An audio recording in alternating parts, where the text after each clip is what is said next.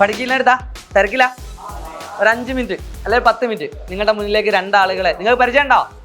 ഇവർ നീറ്റിൽ 692 and 703 2 grade വാങ്ങിയ ആളുകളാണ്, 2 മാർക്കുകൾ വാങ്ങിയ ആളുകളാണ്.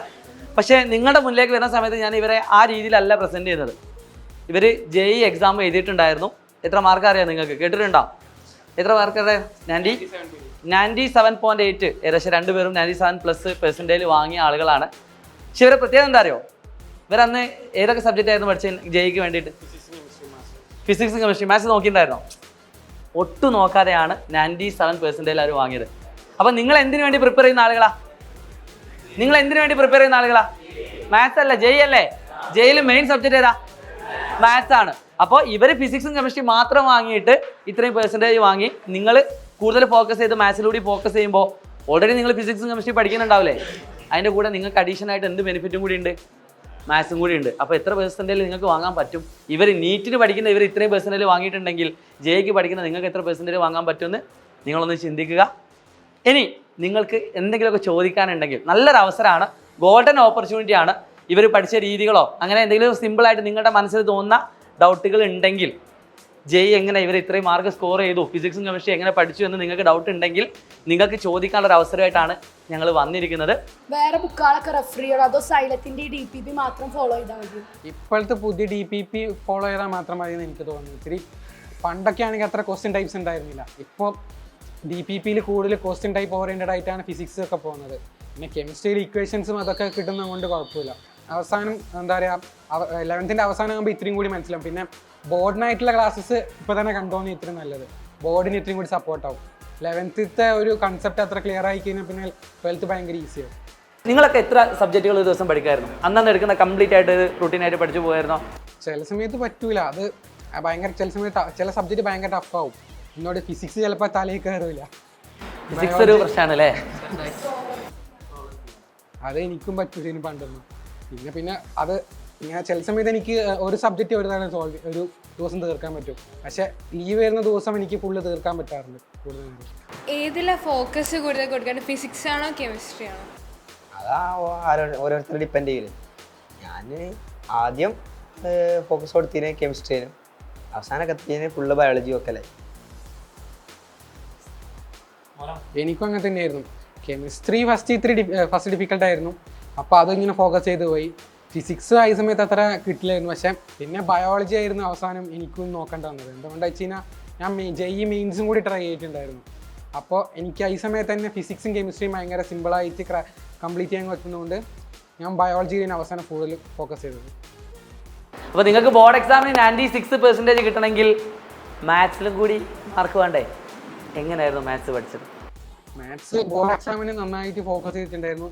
ഇപ്പം NCERT എല്ലാ എക്സസൈസും എല്ലാ ക്വസ്റ്റ്യൻസും പറയും. പിന്നെ അഡീഷണൽ എക്സസൈസും കൂടി കൂടുതൽ ട്രൈ ചെയ്യുന്നത് നല്ലതാണ്. മിസലേനിയസ് എക്സാമ്പിൾസ് അതിൽ നിന്നാണ് കൂടുതൽ എക്സാമിന് ചോദ്യം വരിക. മാത്സ് എന്താ അവസ്ഥ? അടിപൊളിയാണ് അല്ലേ? കുറച്ച് കഴിയുമ്പോൾ മനസ്സിലാവും അടിപൊളിയല്ല, കുറച്ചൊരു പ്രശ്നം ഉണ്ടെന്നു. ഇല്ല കേട്ടോ, അടിപൊളിയാണ്, നല്ല രീതിയിൽ പഠിക്കാൻ പറ്റും. എൻ്റെ ഡിഫറെൻ്റ് ആണ് അല്ലേ? ഏതെങ്കിലും പോയിന്റിൽ നമുക്കിത് ക്രാക്ക് ചെയ്യാൻ പറ്റില്ല എന്ന് തോന്നിയിട്ടുണ്ടായിരുന്നോ നമ്മുടെ ഈ ത്രൂ ഔട്ട്? അല്ലെങ്കിൽ ഫസ്റ്റ് അറ്റംപ്റ്റ് തന്നെ എനിക്ക് കിട്ടില്ല എന്ന് തോന്നിയ ഏതെങ്കിലും മൊമെന്റ് ഉണ്ടായിട്ടുണ്ടോ? ഒരു 3 മാസം ആകുമ്പോഴത്തേക്കും എല്ലാവർക്കും തോന്നിയാണ് പറ്റുമോ ഇല്ലയോ എന്ന്. എനിക്ക് നിറയെ 2-3 തവണ ഹോസ്പിറ്റലൊക്കെ പോകേണ്ടി വന്നിട്ടുണ്ടായിരുന്നു. അപ്പോൾ നിറയെ ക്ലാസ് മിസ്സായിട്ടുണ്ടായിരുന്നു. പക്ഷെ എന്നാലും അവസാനം എത്തിയപ്പോൾ എനിക്ക് നല്ല റിസൾട്ട് കിട്ടാൻ തുടങ്ങിയപ്പോൾ എനിക്ക് ഇത്രയും കൂടി കോൺഫിഡൻസ് കിട്ടി. ഞാൻ ഫസ്റ്റ് മോക്ക് ടെസ്റ്റ് ചെയ്തപ്പോൾ തന്നെ എനിക്കൊരു 630 ഒക്കെ കിട്ടിയിട്ടുണ്ടായിരുന്നു. അപ്പോൾ എനിക്ക് തോന്നി ഈ ട്രൈ തന്നെ കിട്ടും, ഇത്രയും കൂടി ശ്രമിച്ചാൽ മതിയെന്ന്. പിന്നെ ഒന്നും പറയണ്ട, നിറയെ എക്സാംസ് എഴുതി ഒരു 670, 650. പിന്നെ ചില സമയത്ത് 710 അടിക്കും, ചില സമയത്ത് 700 അടിക്കും, ചില സമയത്ത് പിന്നെയും താഴും. പക്ഷേ എല്ലാ തവണയും മിസ്റ്റേക്സ് ഞാൻ നോട്ട് ചെയ്ത് വെക്കുന്നത് കൊണ്ട് ഇത്രയും കൂടി സിമ്പിളായി. അടിപൊളി. മോനോ എന്താ അവസ്ഥ? ഞാൻ തോന്നിയ ഘട്ടങ്ങൾ ഉണ്ടായിട്ടുണ്ടോ? ഉണ്ട്, തോന്നിയിട്ടുണ്ട്. +2 കഴിഞ്ഞ ഉടനെ എക്സാം ചെയ്യുന്നതിന് മുമ്പാണോ എക്സാം മൊത്തം പഠിച്ചിട്ടൊന്നുമില്ല, അതിന് മാർക്ക് നല്ല ഡൗൺ ആയി. അപ്പോൾ പഠിച്ചു. പിന്നെ വീട്ടുകാർ പറഞ്ഞു എൻ്റെ ഫസ്റ്റ് അറ്റംപ്റ്റല്ലേ വേണേ റിപ്പീറ്റ് ചെയ്ത് ഞങ്ങൾക്ക് ഈ ഇത് വെറുതെ ചെയ്ത് നോക്കണ പോലെ എഴുതിയാൽ മതി.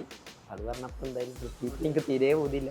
അപ്പോൾ ഞാൻ പിന്നെ അങ്ങനെ പഠിച്ച് നോക്കി പഠിച്ച് കഴിഞ്ഞ് കുറച്ച് കഴിഞ്ഞപ്പോൾ റിസൾട്ട് വരാൻ തുടങ്ങി. അതന്നെ ബാക്കി കണ്ടിന്യൂസ് ആയിട്ടുള്ള പ്രയത്നം തന്നെയാണ്.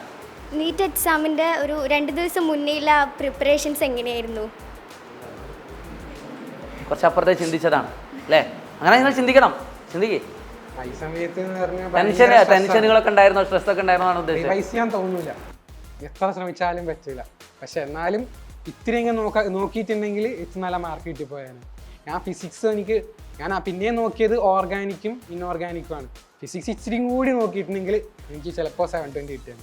എനിക്ക് ഫിസിക്സ് 3% തെറ്റിപ്പോയത്. ആ ഒരു സങ്കടം ഇല്ലാതാക്കാൻ വേണ്ടിയിട്ടാണ് ഇപ്പം നിങ്ങൾക്ക് വേണ്ടിയിട്ട് ഇവിടെ കൊണ്ടുവച്ചത്. നിങ്ങൾക്ക് എത്രയോ ദിവസം ബാക്കിയുണ്ട് അല്ലേ? കുറച്ചും കൂടി നമ്മളെ എക്സാമിനൊക്കെ നേടുന്ന പ്രശ്നമല്ലേ? ഒന്നും കൂടി പഠിച്ചിരുന്നെങ്കിൽ സാധനം ഉണ്ടാവില്ലേ? 703 വാങ്ങി അവന് വരെ ആ ടെൻഷനുണ്ട്. ഇവിടുത്തെ എക്സാം സിസ്റ്റം ഒക്കെ എങ്ങനെയായിരുന്നു ഉപയോഗിച്ചത്?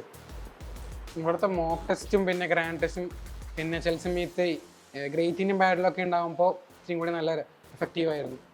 അതിലത്തെ ക്വസ്റ്റ്യൻസ് ഇത്രയും ഡിഫറെൻ്റ് ആണ്. പിന്നെ ഇത്രയും എന്താ പറയുക, നീറ്റ് ഗ്രേറ്റിനും ബാഡിലാണ് ഇത്രയും കൂടി നീറ്റ് ഓറിയൻറ്റഡ് ആയിട്ടത്. ബാക്കിയെല്ലാം മോക്ക് ടെസ്റ്റും സാധാരണ നീറ്റ് എക്സാമിൽ ഉണ്ടാകുന്നതിനേക്കാൾ ഇത്രയും കൂടി ടഫാണ്. പിന്നെ ബോർഡിനായിട്ടായിരുന്നു പിന്നെ ഇത്രയും എന്താ പറയുക പീരിയോഡിക് ടെസ്റ്റ് ഒക്കെ ഉണ്ടായിരുന്നു, അതും ഇച്ചിരി എഫക്റ്റീവ് ആയിരുന്നു. പിന്നെ ഞാൻ ഇവരോട് ഇവിടെ കയറുന്നതിന് മുമ്പ് ചോദിച്ചിട്ടുണ്ടായിരുന്നു അവർ എവിടെയാണ് സെലക്ട് ചെയ്യുന്നത്. അതായത് ഇപ്പോൾ നീറ്റിൻ്റെ ഇതൊക്കെ വരുമല്ലോ, അപ്പം അതിൻ്റെ ഫൈനൽ റിസൾട്ടൊക്കെ ഇനിയിപ്പോൾ ലിസ്റ്റ് ചെയ്യും. ഫൈനൽ റിസൾട്ടല്ല, ഏതൊക്കെ കോളേജിലാണ് വരേണ്ടത് എന്നുള്ളത്. അപ്പം ഏത് കോളേജിലാണ് മോൻ പ്രിഫർ ചെയ്ത്? അതായത് ഇനി പഠിക്കാൻ പോകുന്നത്? എയിംസ് ഭുവനേശ്വർ, ജിപ്മർ. മോനോ ഏതായിരുന്നു വിചാരിച്ചത് മനസ്സിൽ? ഭുവനേശ്വർ നോക്കിയിരുന്നു, കൊടുക്കണം. അവിടെയൊക്കെ കിട്ടണമെങ്കിൽ ഏകദേശം എത്ര മാർക്ക് വേണം? കൂടുതലാണ്, എന്നാലും കൊടുത്തോളൂ.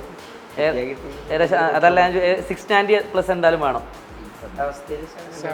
പ്ലസ് വേണം. അപ്പം നിങ്ങൾ മനസ്സിലാക്കുക, നല്ല കോമ്പറ്റീഷൻ, ഏകദേശം 24 lakhs-ഓളം കുട്ടികൾ എഴുതിയ എക്സാമിൽ നിന്നാണ് ഇവർ ഈ റാങ്ക് എത്തിയത്. അപ്പം +1 സിലബസ് ആണോ +2 സിലബസ് ആണോ നിങ്ങൾക്ക് ഏറ്റവും കൂടുതൽ നീറ്റിലേക്ക് ആവശ്യമുള്ളത്? +2 ആണ് ഏറ്റവും കൂടുതൽ ചോദിക്കാറ്.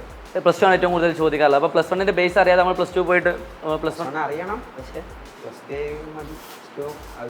കൂടുതൽ ആവശ്യം ഇല്ലേ? അപ്പോൾ അവരൊക്കെ പഠിച്ച രീതിയിലും അതിനേക്കാൾ അപ്പുറം നിങ്ങൾ എന്താക്കുക, പഠിച്ച് ക്രാക്ക് ചെയ്യുക.